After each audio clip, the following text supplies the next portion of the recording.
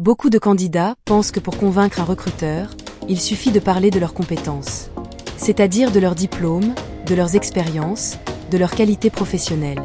Et bien sûr, les compétences sont importantes. Mais elles ne suffisent pas. Car un recruteur ne choisit pas uniquement une compétence. Il choisit une personne. Et surtout, il choisit ce qui va le rassurer.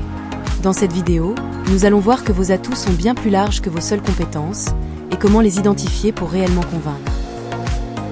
Quand on parle d'atouts pour convaincre un recruteur, on pense souvent immédiatement aux compétences. Et c'est normal. Les compétences, c'est-à-dire le savoir, le savoir-faire, le savoir-être, sont bien des atouts. Mais elles ne sont pas les seuls. Un atout, ce n'est pas seulement ce que vous connaissez, ce que vous savez faire, ou vos qualités professionnelles. Mais c'est tout ce qui rend votre candidature pertinente et rassurante pour le recruteur. Une compétence peut devenir un atout important dans une candidature quand elle répond précisément à un besoin. Par exemple, avoir une expérience en relation client est une compétence. Mais si l'entreprise cherche quelqu'un d'autonome et immédiatement opérationnel, alors cette compétence devient un atout stratégique si vous avez effectivement de l'expérience, comme attendu par l'entreprise. Ce qui transforme une compétence en atout, c'est le lien avec le besoin du recruteur. Mais un atout ne se limite pas à une compétence. Et au-delà des compétences, d'autres éléments peuvent devenir des atouts. Votre motivation sincère pour le secteur. Vos valeurs partagées avec l'entreprise. Votre disponibilité immédiate. Votre proximité géographique. Votre connaissance de l'entreprise. Un atout, c'est donc tout ce qui facilite la décision du recruteur. Donc, si les compétences font bien partie de vos atouts, elles n'en sont qu'une partie. Et c'est là que beaucoup de candidats passent à côté de quelque chose d'essentiel. Ils se concentrent uniquement sur ce qu'ils savent faire. Mais ils oublient tout ce qui peut rassurer, convaincre et séduire un recruteur. Or, dans une décision de recrutement, ce n'est pas seulement la compétence qui compte. C'est la projection. Le recruteur se demande: est-ce que cette personne va s'intégrer? Est-ce qu'elle comprend notre activité? Est-ce qu'elle sera rapidement opérationnelle? Est-ce que je peux lui faire confiance? Et c'est précisément ici que les atouts dépassent largement les compétences. Voyons maintenant concrètement ce qui peut devenir un atout dans une candidature. On a vu que vos atouts peuvent être, premièrement, vos compétences. Par exemple, vous avez déjà utilisé le logiciel demandé. Vous êtes donc opérationnel rapidement. Mais ça peut être aussi votre intérêt réel pour l'entreprise. Car vous connaissez son activité, vous comprenez ses enjeux. Vous ne postulez donc pas au hasard.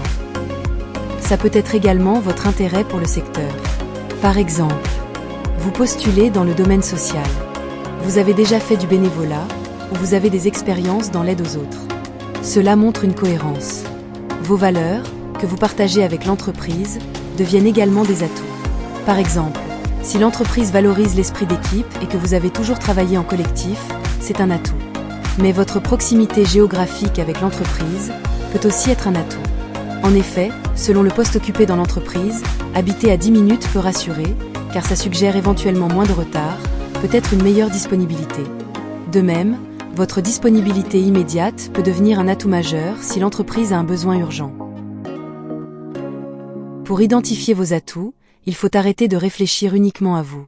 Et commencer à réfléchir à la situation. Un atout n'est jamais absolu. Il dépend du poste, de l'entreprise, du contexte du moment. Voici une méthode simple en 3 étapes pour les identifier. L'étape 1 consiste à comprendre la situation réelle du poste. Avant de chercher vos atouts, posez-vous cette question. De quoi cette entreprise a-t-elle réellement besoin, ici et maintenant? Par exemple, si l'offre insiste sur prise de poste rapide, la disponibilité immédiate devient un atout. Si le poste mentionne forte autonomie, votre expérience sur un poste similaire devient un atout. Si l'environnement est exigeant ou instable, votre capacité d'adaptation devient un atout. On analyse d'abord la situation. Après avoir compris la situation réelle du poste, il faut identifier ce qui pourrait faciliter la décision du recruteur. Un recruteur prend toujours une décision avec une part d'incertitude. Il se demande: est-ce que cette personne va s'adapter rapidement? Est-ce qu'elle comprend notre secteur? Est-ce qu'elle restera dans l'entreprise? Est-ce qu'elle sera fiable? Tout élément qui réduit cette incertitude devient un atout. Par exemple, Vous avez déjà travaillé dans le même secteur, ça suppose moins de temps d'adaptation.